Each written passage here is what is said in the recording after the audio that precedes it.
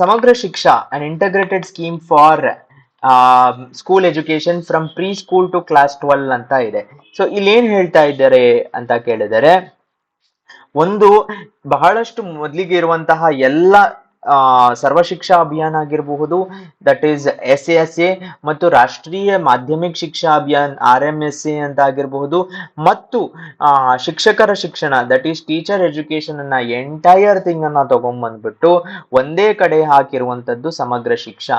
ನೆನಪಿನಲ್ಲಿ ಇಟ್ಕೊಳ್ಳಿ, it is a massive scheme. ಆ ಮ್ಯಾಸಿವ್ ಸ್ಕೀಮ್ ಒಳಗಡೆ ಬರುವಂತದ್ದು ಸರ್ವ ಶಿಕ್ಷಾ ಅಭಿಯಾನ್, ರಾಷ್ಟ್ರೀಯ ಮಾಧ್ಯಮಿಕ ಶಿಕ್ಷಾ ಅಭಿಯಾನ್ ಮತ್ತು ಟೀಚರ್ ಎಜುಕೇಶನ್.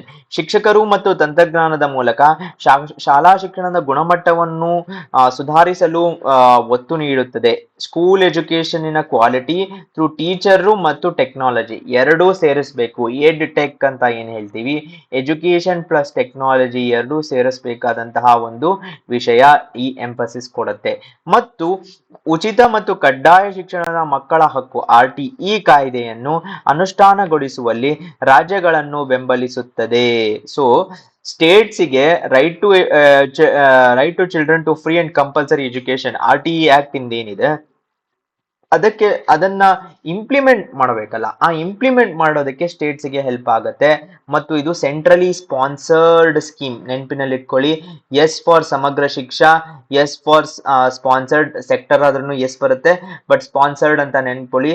CSS ಅಂದ್ರೆ central sector schemes, centrally sponsored ಇದೆ ವಿತ್ 60 to 40% ಸ್ಪ್ಲಿಟ್ ಸೆಂಟರ್ ಮತ್ತು ಸ್ಟೇಟ್ಸಿನಲ್ಲಿ. ಯಾಕೆ ಅಂತ ಕೇಳಿದರೆ, ಮತ್ತೆ ಇದ್ರ ಸ್ಟ್ಯಾಟಿಕ್ ಪೋರ್ಷನ್ ಅನ್ನ ಹೇಳ್ತಾ ಹೋಗ್ತಾ ಇದ್ದೀನಿ. ಇಲ್ಲಿ ಸ್ಟ್ಯಾಟಿಕ್ ಪೋರ್ಷನ್ ಏನು ಅಂದ್ರೆ, education is in concurrent list ಅಲ್ವಾ.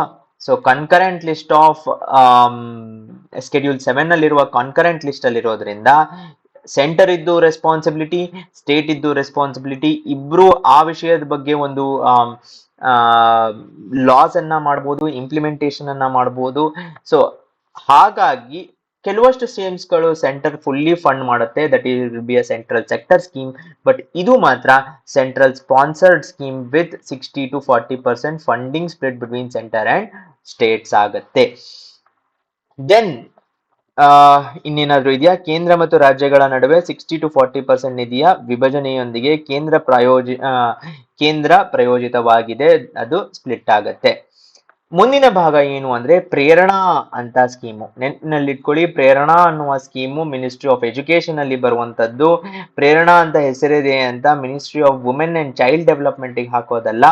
ಯಾಕೆ ಅಂದ್ರೆ ಇದು ವರ್ನಾಕ್ಯುಲರ್ ಶಾಲೆಯಲ್ಲಿ ಒಂದು ವಾರದ ಅವಧಿಯ ವಸತಿ ಉಪಕ್ರಮದೊಂದಿಗೆ ಪ್ರಾಯೋಗಿಕ ಕಲಿಕೆಯ ಕಾರ್ಯಕ್ರಮ, ದಟ್ ಈಸ್ ಎಕ್ಸ್ಪೀರಿಯನ್ಷಿಯಲ್ ಲರ್ನಿಂಗ್ ಅಂತ ಹೇಳ್ತೀವಿ. ಇದನ್ನ ಯಾರು ಸಜೆಸ್ಟ್ ಮಾಡಿದರು? ಎಕ್ಸ್ಪೀರಿಯನ್ಷಿಯಲ್ ಲರ್ನಿಂಗ್ ಮತ್ತೆ ಸ್ಟ್ಯಾಟಿಕ್ ಪೋರ್ಷನ್ ಯಾರು ಸಜೆಸ್ಟ್ ಮಾಡಿದ್ದು ಅಂದ್ರೆ ಮಹಾತ್ಮ ಗಾಂಧೀಜಿ ಅವರು. ಯಾವ ಪುಸ್ತಕದಲ್ಲಿ ಅಂತ ಕೇಳಿದ್ರೆ, ಅವ್ರದೊಂದು ಬುಕ್ ಇದೆ ಹಿಂದ್ ಸ್ವರಾಜ್ ಅಂತ. ಹಿಂದ್ ಸ್ವರಾಜ್ ಪುಸ್ತಕದಲ್ಲಿ ಅವರು ಎಜುಕೇಶನ್ ಹೇಗಿರಬೇಕು ಅನ್ನೋದನ್ನೆಲ್ಲ ಬರೆದಿದ್ದಾರೆ. ಆ ಪುಸ್ತಕದಲ್ಲಿ ಅವರು ಒಂದು ಬಹಳಷ್ಟು ಇಂಪಾರ್ಟೆನ್ಸು ಎಕ್ಸ್ಪೀರಿಯನ್ಷಿಯಲ್ ಲರ್ನಿಂಗ್ಗೆ ಕೊಡಬೇಕು.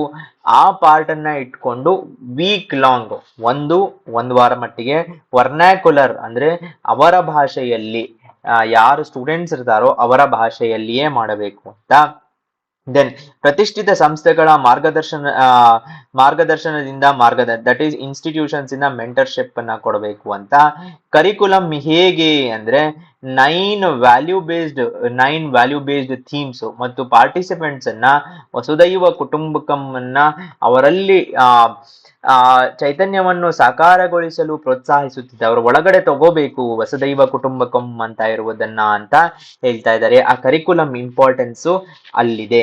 ಮತ್ತು ಆಕ್ಟಿವಿಟೀಸ್ ಏನಿರುತ್ತೆ ಇದರಲ್ಲಿ ಅಂತ ಕೇಳಿದರೆ, ಯೋಗ, ಮೈಂಡ್ಫುಲ್ನೆಸ್, ಯೋಗ ಆಗಿರ್ಬೋದು, ಸಾವಧಾನತೆ, ಧ್ಯಾನ, ಅನುಭವದ ಕಲಿಕೆ, ವಿಷಯಾಧಾರಿತ ಅವಧಿಗಳು ಮತ್ತು ಪುರಾತನ ಪರಂಪರೆಯ ತಾಣಗಳಿಗೆ ಭೇಟಿಗಳು ಸೇರಿವೆ. ಇವಿಷ್ಟು ಪಾರ್ಟ್ಸ್ ಏನಿದೆ, ಇವಿಷ್ಟು ಪಾರ್ಟ್ಸು ನಮಗೆ ಪ್ರೇರಣಾ ಸ್ಕೀಮ್ ಅಲ್ಲಿ ಮೇನ್ ಆಗಿ ಏನು ಅಂದ್ರೆ guidance from mentors, experiential learning, that is ಪ್ರಾಯೋಗಿಕ ಕಲಿಕೆಯ ಕಾರ್ಯಕ್ರಮ ಅಂತ ಏನು ಹೇಳ್ತಾ ಇದ್ದಾರೆ, ಮತ್ತು ವಸುದೈವ ಕುಟುಂಬಕಂ ಅನ್ನುವ ಸ್ಪಿರಿಟ್ ಅನ್ನ ಎಂಬಾಡಿ ಮಾಡಬೇಕು ಅನ್ನೋದು ಮುಖ್ಯ ಉದ್ದೇಶ. ರೈಟ್. ಮುಂದಿನ scheme digital study material in Indian languages. So ಈಗ ಸ್ಟಡಿ ಮಟೀರಿಯಲ್ ಏನಿದೆ ಡಿಜಿಟಲ್ ಆಗಿರುವಂತದ್ದು, ಲ್ಯಾಪ್ಟಾಪ್ ಅಲ್ಲಾಗಿರ್ಬಹುದು, ಮೊಬೈಲ್ ಅಲ್ಲಾಗಿರಬಹುದು, ಈ ಎಲ್ಲಾ ಸ್ಟಡಿ ಮಟೀರಿಯಲ್ಗಳು ಇಂಡಿಯನ್ ಲ್ಯಾಂಗ್ವೇಜಸ್ ಅಲ್ಲಿ ಸಿಗಬೇಕು ಅಂತ ಮಿನಿಸ್ಟ್ರಿ ಆಫ್ ಎಜುಕೇಶನ್ ಇನ್ನ ಸ್ಕೀಮು ನೆನಪಿನಲ್ಲಿಟ್ಕೊಳ್ಳಿ. 3 ವರ್ಷಗಳಲ್ಲಿ ಭಾರತೀಯ ಭಾಷೆಗಳಲ್ಲಿ ಡಿಜಿಟಲ್ ಅಧ್ಯಯನ ಸಾಮಗ್ರಿಗಳನ್ನು ಒದಗಿಸುವಂತೆ ಶಾಲೆಗಳು ಮತ್ತು ಸಂಸ್ಥೆಗಳಿಗೆ ಸೂಚನೆ ನೀಡಿದೆ. ಸೊ ಎಲ್ಲ schools, instruct schools and institution Indian languages ಅಲ್ಲಿ 3 ವರ್ಷದಲ್ಲಿ ಆ ಮಟೀರಿಯಲ್ ನ ಕೊಡಬೇಕು ಅಂತ. ನೀವಾಗ್ಲೇ ನೋಡಿರಬಹುದು, NCERT ವೆಬ್ಸೈಟ್ಗೆ ಹೋಗಿ. NCERT ವೆಬ್ಸೈಟಿನಲ್ಲಿ ನೀವು ಹೋಗಿ ಅಲ್ಲಿ ಯಾವುದೇ ಸ್ಕೂಲಿನ ಟೆಕ್ಸ್ಟ್ ಬುಕ್ ಅನ್ನ ಡೌನ್ಲೋಡ್ ಮಾಡಬೇಕು ಅಂದ್ರೆ ಒಂದಷ್ಟು ಲ್ಯಾಂಗ್ವೇಜಸ್ ಅಲ್ಲಿ ಅವೈಲಬಲ್ ಇರುತ್ತೆ ಆ ಟೆಕ್ಸ್ಟ್ ಬುಕ್.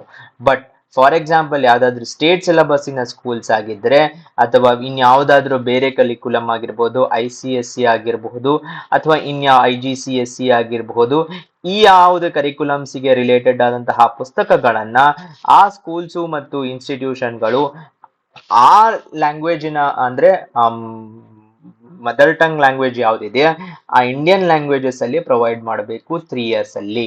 ಮತ್ತು ನ್ಯಾಷನಲ್ ಎಜುಕೇಶನ್ ಪಾಲಿಸಿಯ ಮಲ್ಟಿಲಿಂಗ್ವಲಿಸಮ್ ಏನು ಬಹುಭಾಷಾವಾದವನ್ನು ಒತ್ತಿ ಹೇಳುತ್ತದೆ ಯಾವುದು ಅಂದ್ರೆ ರಾಷ್ಟ್ರೀಯ ಶಿಕ್ಷಣ ನೀತಿ 2020 ಅಂತ ಹೇಳ್ತಾ ಇದ್ದಾರೆ. ದೆನ್ ಇಲ್ಲಿ ಬರುತ್ತೆ static part of the syllabus. ಏನಪ್ಪಾ ಅಂತ ಕೇಳಿದರೆ, ಭಾರತದಲ್ಲಿ ನಮ್ಮ ಕಾನ್ಸ್ಟಿಟ್ಯೂಷನ್ ನಲ್ಲಿ ಲಿಂಗ್ವಿಸ್ಟಿಕ್ ಮೈನಾರಿಟೀಸ್ ಅಥವಾ ಲಿಂಗ್ವಿಸ್ಟಿಕ್ಸ್ ಬಗ್ಗೆ ಇಂಪಾರ್ಟೆನ್ಸ್ ಇದೆ. ಸೊ ಲಿಂಗ್ವಿಸ್ಟಿಕ್ ಮೈನಾರಿಟೀಸ್ ಅಂತ ಕೆಲವಷ್ಟು ಲ್ಯಾಂಗ್ವೇಜಸ್ ಇದೆ. ಲಿಂಗ್ವಿಸ್ಟಿಕ್ ಮೈನಾರಿಟಿ ಕಮಿಷನ್ ಆಗಿರ್ಬೋದು, ಲಿಂಗ್ವಿಸ್ಟಿಕ್ ಮೈನಾರಿಟಿ ಆಫೀಸರ್ ಆಗಿರ್ಬೋದು. ಆರ್ಟಿಕಲ್ 350A ಏನು ಹೇಳುತ್ತೆ ಅಂದ್ರೆ, mandates mother tongue education for children from linguistically diverse backgrounds. ಅಂದರೆ ಭಾಷಾವಾರು ವಿಭಿನ್ನ ಹಿನ್ನೆಲೆಯ ಮಕ್ಕಳಿಗೆ, ಯಾವ್ಯಾವ ಬೇರೆ ಬೇರೆ ಬೇರೆ ಭಾಷಾವಾರು ಡೈವರ್ಸ್ ಬ್ಯಾಕ್ಗ್ರೌಂಡ್ಸಿನ ಮಕ್ಕಳಿಗೆ ಮಾತೃಭಾಷೆಯ ಶಿಕ್ಷಣವನ್ನು ಕಡ್ಡಾಯಗೊಳಿಸುತ್ತದೆ. ಯಾಕೆ ಅಂತ ನಾನು ಆಗ್ಲೇ ಹೇಳಿದೆ, ಹಿಂದ್ ಸ್ವರಾಜ್ ಆಗಿರಬಹುದು ಮತ್ತು ಇನ್ನಿತರೆ ಹಲವಾರಷ್ಟು ಕಮಿಷನ್, ಎಜುಕೇಶನ್ ಕಮಿಷನ್ಗಳಾಗಿರ್ಬೋದು, ಅವರು ರೆಕಗ್ನೈಸ್ ಮಾಡಿರೋದು ಏನು ಅಂದ್ರೆ ಮದರ್ ಟಂಗ್ ಇನ್ಫ್ಲೂಯೆನ್ಸ್. ಮದರ್ ಟಂಗಿನಲ್ಲಿ ಕಲಿಯುವ ಒಂದು ಸ್ಟೂಡೆಂಟ್ಸಿಗೆ ಆ ಲ್ಯಾಂಗ್ವೇಜ್ ಅಲ್ಲಿ ಹೇಳ್ಕೊಟ್ಟಾಗ ಅವರು ಅದನ್ನ ಗ್ರಹಿಸುವುದು ಜಾಸ್ತಿ, ಅವರ ಗ್ರಾಸ್ಪಿಂಗ್ ಜಾಸ್ತಿ ಇರುತ್ತೆ ಅಂತ. ಸೊ ಅದಕ್ಕಾಗಿ 350A ನ ಒತ್ತು ಕೊಡಬೇಕು ಅಂತ. ಇನ್ನೊಂದು ಪಾರ್ಟ್ ಏನು ಅಂದ್ರೆ, ಜರ್ಮನಿ ಆಗಿರಬಹುದು, ಫ್ರಾನ್ಸ್ ಆಗಿರಬಹುದು, ಇವರೆಲ್ಲರೂ ಅವರ ಪ್ರೈಮರಿ ಎಜುಕೇಶನ್ ಅನ್ನ ಜರ್ಮನಿಯವರು ಜರ್ಮನ್ ನಲ್ಲಿ, ಫ್ರಾನ್ಸ್ ಅವರು ಫ್ರೆಂಚ್ ಅಲ್ಲಿಯೇ ಮಾಡುತ್ತಾರೆ. ಓಕೆ, ಇಲ್ಲಿ ಭಾರತದಲ್ಲಿ ಕೆಲವಷ್ಟು ಹಿಸ್ಟಾರಿಕಲ್ ರೀಸನ್ಸ್ ಇಂದ ಪ್ರೈಮರಿ ಎಜುಕೇಶನ್ ಇನ್ನ ಇಂಗ್ಲಿಷ್ ಅಲ್ಲಿ ಮಾಡುವ ಒಂದು ಪ್ರತೀತಿ ಇದೆ. But the aim of digital study material ಮತ್ತು ಆರ್ಟಿಕಲ್ 350A ಏನು ಅಂದ್ರೆ ಇದು ಯಾಕೆ ಇಂಪಾರ್ಟೆಂಟ್ ಆಗತ್ತೆ ಅಂತ ಕೇಳಿದ್ದಾರೆ, ನ್ಯಾಷನಲ್ ಎಜುಕೇಶನ್ ಪಾಲಿಸಿ 2020 ಕೆಲವಷ್ಟು ಸ್ಟೇಟ್ಸ್ ಅಡಾಪ್ಟ್ ಮಾಡಿದೆ, ಕೆಲವಷ್ಟು ಸ್ಟೇಟ್ಸ್ ಅವರದೇ ಆದ ಪಾಲಿಸೀಸ್ ಅನ್ನ ಇಂಪ್ಲಿಮೆಂಟ್ ಮಾಡಬೇಕು ಅಂತಾನೂ ಹೇಳ್ತಾ ಇದ್ದಾರೆ. ಸೊ ಹಾಗಿರುವ ಕಾರಣದಿಂದ ನಾವು 350A ಅನ್ನ ನೆನಪಿನಲ್ಲಿ ಇಟ್ಕೋಬೇಕು. It is related to what ಅಂತ ಕೇಳಿದ್ರೆ, mother tongue education for linguistically diverse background. ಮುಂದಿನ ಪ್ರಶ್ನೆ, ಯುವ 2.0 ಏನಪ್ಪಾ? ಯುವ 2.0 ಅಂತ ಕೇಳಿದರೆ, Y for young authors. Okay, so mentoring young authors related scheme ಇದು. ಶಿಕ್ಷಣ ಸಚಿವಾಲಯದ ಉನ್ನತ ಶಿಕ್ಷಣ ಇಲಾಖೆಯಿಂದ ಪ್ರಾರಂಭಿಸಲಾಗಿದೆ. ದಟ್ ಈಸ್ ಹೈಯರ್ ಎಜುಕೇಶನ್ ಇಂದ ಬಂದಿರುವಂತದ್ದು. 30 ವರ್ಷದೊಳಗಿನ ಯಂಗ್ ಲೇಖಕರು, ಯುವ ಲೇಖಕರ ಮಾರ್ಗದರ್ಶನ ಕಾರ್ಯಕ್ರಮ.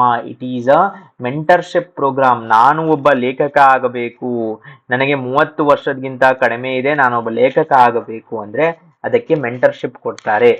ಏನು ಅಂದ್ರೆ, it is part of Bharat at 75. Theme ಏನು ಅಂದ್ರೆ, ನವೀನ ಮತ್ತು ಸೃಜನಶೀಲ ವಿಧಾನಗಳಲ್ಲಿ ಪ್ರಜಾಪ್ರಭುತ್ವ ಇದು ಥೀಮು. ಇದರ ರಿಲೇಟೆಡ್ ಅಂದ್ರೆ ಆ ಥೀಮಿನಲ್ಲೇ ಬರಿಬೇಕು ಅಂತ ಏನಲ್ಲ. ಮತ್ತು ಭಾರತೀಯ ಪರಂಪರೆ, ಸಂಸ್ಕೃತಿ ಮತ್ತು ಜ್ಞಾನ ವ್ಯವಸ್ಥೆಯನ್ನು ಉತ್ತೇಜಿಸುವ ವೈವಿಧ್ಯಮಯ ಬರಹಗಾರ ಸ್ಟ್ರೀಮ್ ಅನ್ನು ಅಭಿವೃದ್ಧಿಪಡಿಸುವ ಗುರಿಯನ್ನು ಹೊಂದಿದೆ. So it aims to develop a diverse writer stream promoting Indian heritage, culture and knowledge system ಅಂತ ಹೇಳ್ತಾ ಇದ್ದಾರೆ. Book trust of India implement ಮಾಡಿರೋದು, ನೆನಪಿನಲ್ಲಿ ಇಟ್ಕೊಳ್ಳಿ. ಯುವ 2.0 ಯುವ ಅಂತ ಇದೆ ಅಂತ ಮಿನಿಸ್ಟ್ರಿ ಆಫ್ ಯೂತ್ ಅಲ್ಲಿ ಬರುತ್ತೆ ಅಂತ ಅನ್ಕೋಬಾರ್ದು. It is under ministry of education, national book ಟ್ರಸ್ಟಿನಲ್ಲಿ.